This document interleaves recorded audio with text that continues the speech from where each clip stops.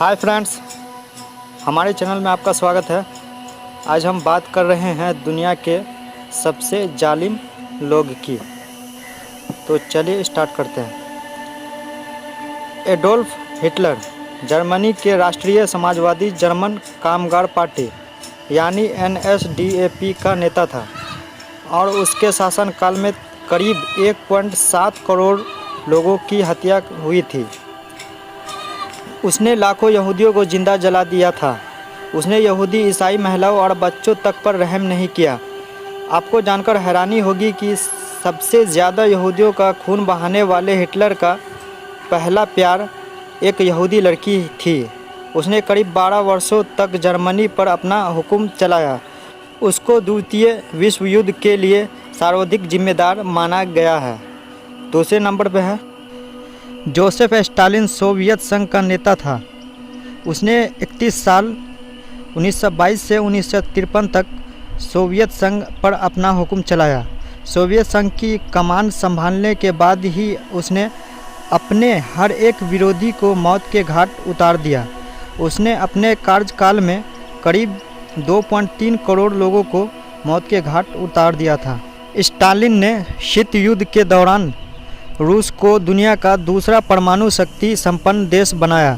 उसने 1939 में great purge के नाम पर सेना की मदद से लाखों हत्याएं करवाई थी।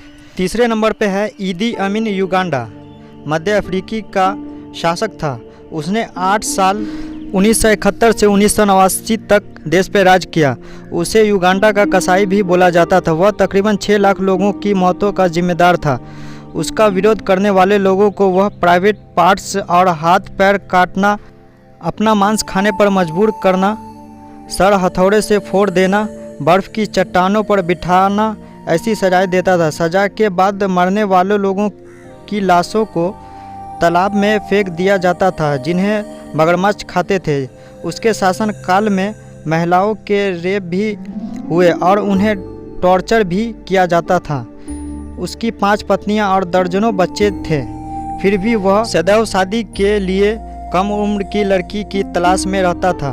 उसका मानना था कि कोई भी योग्य लड़की युगांडा के महाराज की धर्मपत्नी बनने के लिए तत्पर रहेगी। चौथे नंबर पे है होस्नी मुबारक। मिस्र का तानाशाह था। उसने 1981 से 2011 तक मिस्र पर राज किया। अपने शासनकाल में उसने जनता पर खूब जुल्म ढाए। उसकी क्रूरता की वजह से सभी लोग उसके विरोधी हो गए।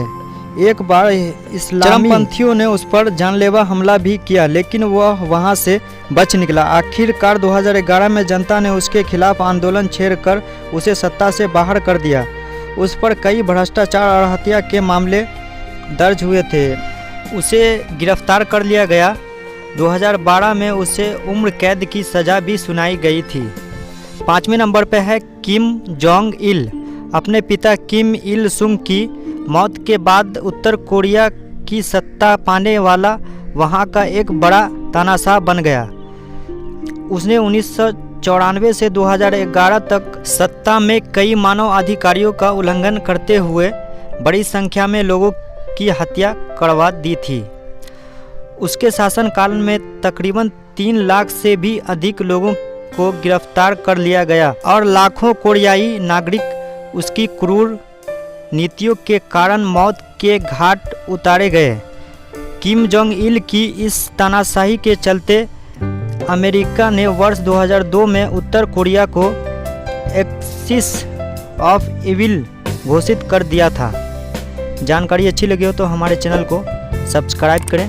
कमेंट करके बताएं कि आपको यह वीडियो कैसा लगा और सबसे क्रूर तानाशाह कौन था, ज़रूर कमेंट करके बताइएगा। अपने दोस्तों के साथ शेयर भी ज़रूर करें।